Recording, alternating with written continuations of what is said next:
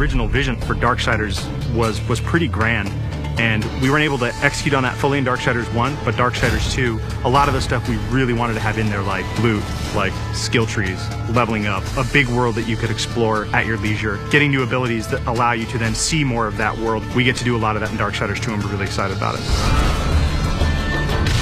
When we were coming up with the loot for the game, we had a lot of fun. We knew the weapon types and the armor and stuff that Death would wear, but obviously we want to have a lot of variety and allow people to really make their guy look different from their friends. Let me tell you about loot. It's the best new feature we're adding to Darksiders 2. You get to pick whatever gear you want to use. Do you want to use a heavy axe? Do you want to use a faster set of claws?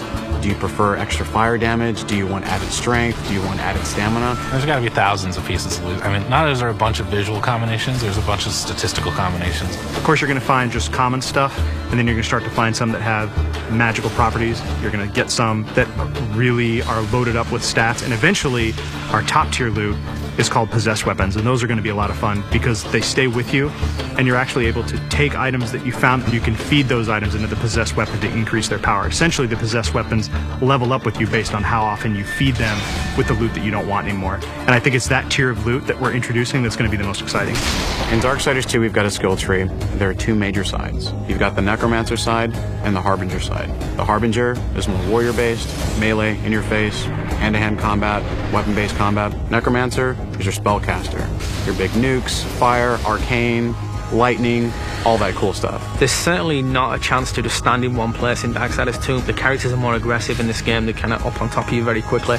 So one, you have to think a lot quicker than you did on the first one. But because you've got so many different tools to handle that combat now, players can handle it in a lot of different ways. They can hold back and use a lot of the magic if they're not very good at the melee combat, but you can also get in and get through from a very up close and personal style of gameplay. So it's really down to the type of player who's playing the game.